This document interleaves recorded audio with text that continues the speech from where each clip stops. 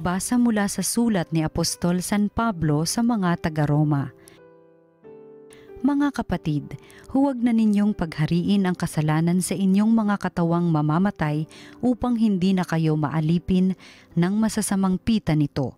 Huwag ninyong ipailalim sa kapangyarihan ng kasalanan ang alinmang bahagi ng inyong katawan bilang kasangkapan ng kasamaan.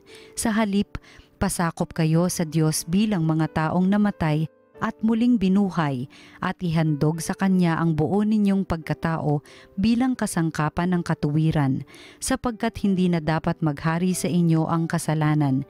Yamang kayo'y wala na sa ilalim ng kautusan, kundi nasa ilalim ng kagandahang loob ng Diyos.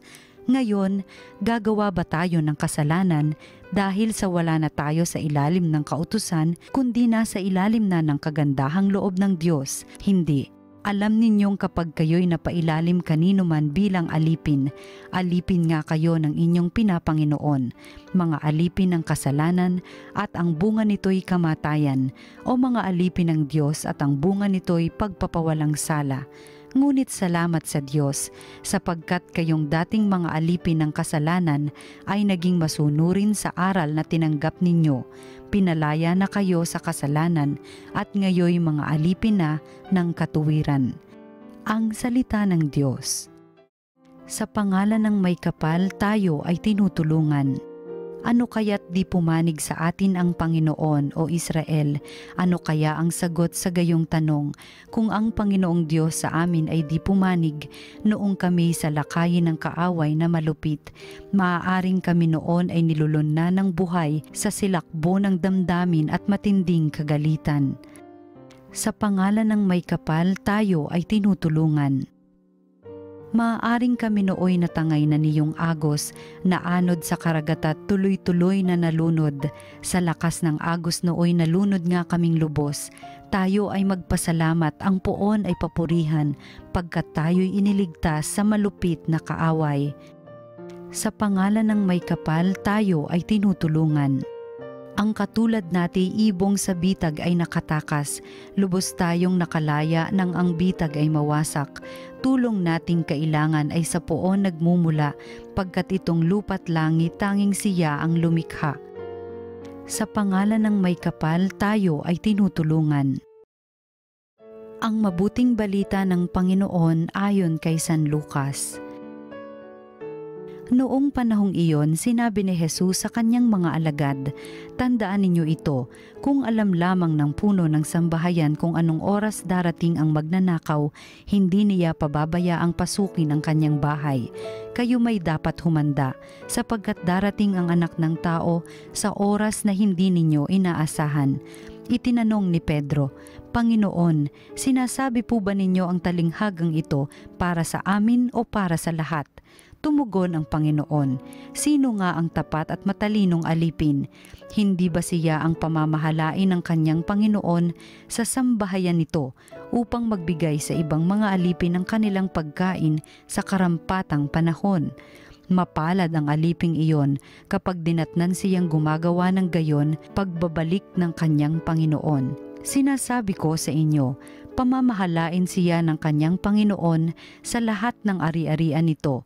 Ngunit kung sabihin sa sarili ng aliping iyon, matatagalan pa bago magbalik ang aking Panginoon, at sinimulan niyang bugbugin ang ibang aliping lalaki at babae at kumain, uminom at maglasing, darating ang Panginoon ng aliping yaon sa araw na hindi niya inaasahan at sa oras na hindi niya alam.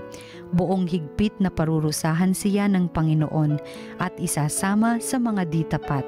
Ang mga aliping nakaalam ng kalooban ng kanyang Panginoon, ngunit hindi naghanda ni sumunod sa kalooban nito, ay tatanggap ng mabigat na parusa.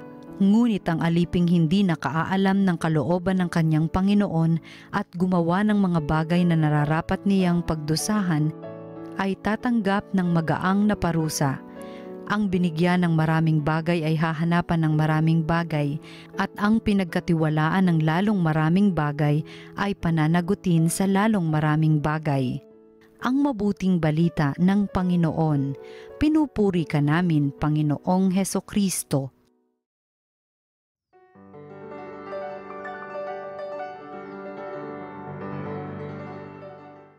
Mga kapatid, maganda at mapagpalang araw sa inyong lahat.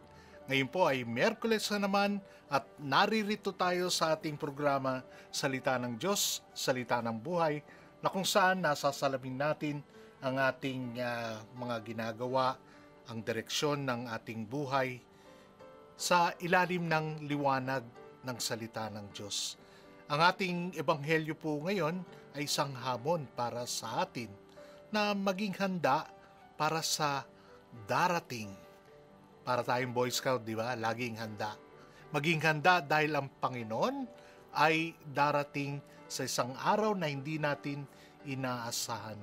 Maging handa sa gantimpala na naghihintay para sa atin. Dahil ang lalaking ikakasal na inaasahang darating ay pakakasalan tayo. Merong pagdiriwang.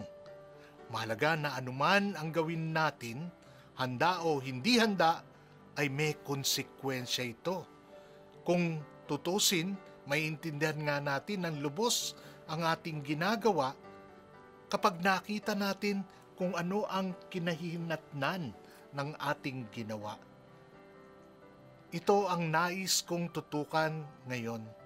Kahinatnan ng mga desisyon natin na ginagawa. Madalas kapag naharap tayo sa isang sitwasyon o pangyayari, lalo kapag nabibigla tayo, nadadala tayo kagad ng ating damdamin. Nagre-react ng hindi man lamang nag-iisip. No? At ang kinahinatnan nito palagi, minsan napapasubo tayo o napapahamak tayo.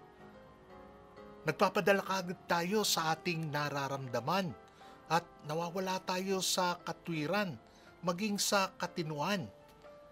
Ito nga yung sinasabi ni San Pablo na naghahari sa atin ang kapangyarihan ng kasalanan. At ito ang dahilan, alipin tayo ng masasamang pita. Kaya ang kanyang payo, sabi niya, huwag na ninyong paghariin ang kasalanan sa inyong mga katawang mamamatay upang hindi na kayo maalipin ng masasamang pita nito.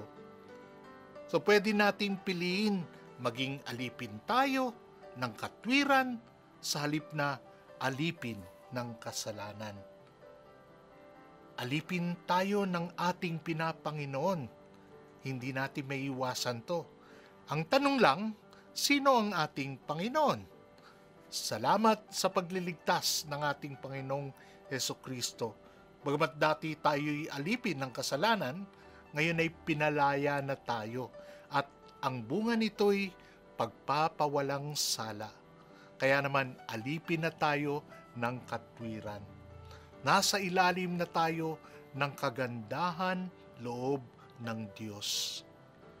Mahalaga na batid natin na bawat gawa ay may patutunguhan at ito'y pwedeng makaapekto sa disenyo ng Diyos para sa atin, sa kanyang intensyon.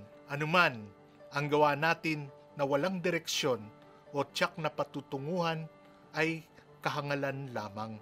Kumbaga, suntok sa buwan, bahala na. Ang buhay natin tuloy ay pwedeng paikot-ikot lamang, walang kaayusan o makabuluhan at may patutunguhan. Ito lang yung dalawang pinagpipilian natin eh. Ang ating pag-iral ay naging makabuluhan kapag ito'y patungo sa isang hangarin. Kumbaga, meron tayong target, meron tayong goal. Nagsisimula, umasa muna sa pagpapalaya ng Panginoon, tapos iligtas tayo sa ating sitwasyon at may hinihintay at inaasahang kagalakan. Isang bagay na napakaganda na hindi pwedeng sakupin o it's beyond words, ika nga.